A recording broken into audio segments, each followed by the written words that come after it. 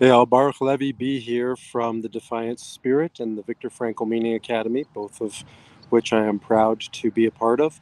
Helping people as a meaning coach. That's what I do. I guide people to discover deeper meaning in their lives, greater purpose for their lives, using the work of Viktor Frankl. I'm a logotherapist. Logos is meaning, and really that's what this is about. This is about discovering meaning. I also was a rabbi for a very long time, and I had the privilege of officiating at all kinds of life cycle ceremonies. And one thing I can tell you about a life cycle ceremony is the pomp, the circumstance, it doesn't matter. It's not about the decorations, the floral arrangements, the presents you bring, the band you hire. None of that matters. The most beautiful moments that I have ever seen are simply those that are simple, that revolve around the essence of what the event is, which is to see and be seen. We are here for one reason, as far as I can tell, and far greater men and women than I have said this before. We are here for other people. We are here to serve. We are here to bear witness. This is not a term that I think most people are familiar with, but I can't think of a better way to describe what any of the joyous celebrations or devastating gatherings are all about. We gather together to bear witness to each other's journey. I'm sitting outside right now, obviously, and I'm looking across the way. I'm at Denver University, and there's a graduation that's about to happen. I'm not here for that because in the concert hall behind me, I'm here to watch my son and daughter who are competitive dancers. And what they need from me is to simply sit there and be present. And that is a gift. I went and bought flowers. That's just, sort of the icing on the cake, if you will. What they need is to be seen. What they need is a parent, a loved one, a friend, somebody to validate their journey. But that's what we all need. That's what you're doing when you're going to the graduation party, when you're going to the wedding, when you're going to the graduation ceremony, when you're going to your kid's recital. There is nothing sadder in this lifetime than to see a family that doesn't show up for one another, bear witness at the deepest level. And I'm not just talking about sitting in the audience. I'm not talking about checking your cell phone 65 times or your watch, how soon we can get out of here, or begrudging. Or what I'm talking about, fully being present, to fully bearing witness as an act of duty, of service, of honor. It changes the nature of the event.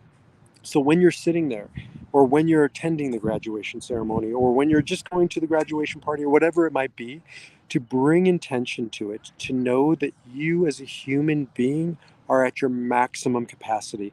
I don't care how much you Venmo the graduate, I don't care how many flowers you bring to the dancer, none of that matters. What does matter is to bring your witness, to witness their journey.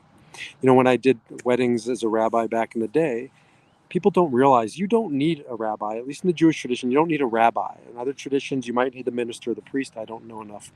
But what you need are two witnesses, and they just have to be people who can effectuate the marriage by bearing witness, testimonial.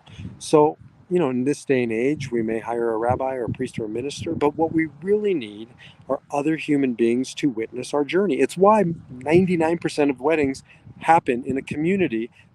You don't take the $100,000, pocket it, and go off to Hawaii and just you and your partner get married in quiet. Now, you can, you might, you do, and you certainly do if it's a second or third marriage. But most, at least young first weddings I have witnessed, forego that and are willing to pay the price, or at least have their parents pay the price, because they understand at some deep level that we need to witness each other and we need to be witnessed. One of the great tragedies in life is when a loved one dies who has been our witness. Now, I've done 500 funerals when I was a rabbi. I've lost loved ones. Not all of them have been my witness, certainly. But the ones who have, I'm thinking of my best friend Mark in particular. When he died, I realized for the first time that what it means to lose your witness. Because Mark was my witness at every step of the way until we were in our early 40s. And when he died, he took that witness with him. And so I not only lost my friend, I lost my witness. And I just, for the first time in my life, understood how profound and important it is to have people bear witness to our journey. So that's just a little insight, because I've heard a lot of fetching, a lot of complaining lately, and maybe I've done it myself, about all the events we have to go to, all of the graduations, all of the recitals, all of the obligations. However, there is no greater privilege in this lifetime, and there is no greater duty that you can fulfill than to showing up and to seeing another human being. So hopefully this helps you reframe your experience. I'm trying to talk myself into going to yet another recital, because my kids dance competitively almost every weekend. And this, we teach what we most need to learn. So I think I'm telling myself, give myself a little meaning pep talk. But that's what we all need. That's what we do. And that's what I do. I'm a meaning coach. I would love to talk with you about meaning coaching, the work of Dr. Viktor Frankl, logotherapy. I'm technically a logotherapist. But therapy at its deepest level is healing. And the work that I do with people revolves mostly not around going backwards, repairing the past, digging into therapeutic issues nearly as much as helping people find these meaning strategies so that they can finally and fully live their logos, as Dr. Frankl calls it, live their meaning, your meaning. I can't tell you what your meaning is. Nobody else can tell you what yours is. Nobody else has your meaning, your logos. It's yours and yours alone. But that's the work you're here to do. I don't care what you do for a profession. I don't care all the things that you have in your possession. It doesn't matter. There is something within inside of you that you and you alone were here to realize, to discover, and to live. And that takes effort. That takes work. None of us just stumbles upon it haphazardly. And even if we do, we certainly don't achieve mastery around it unless we put in conscious intention, effort, and and work on that meaning.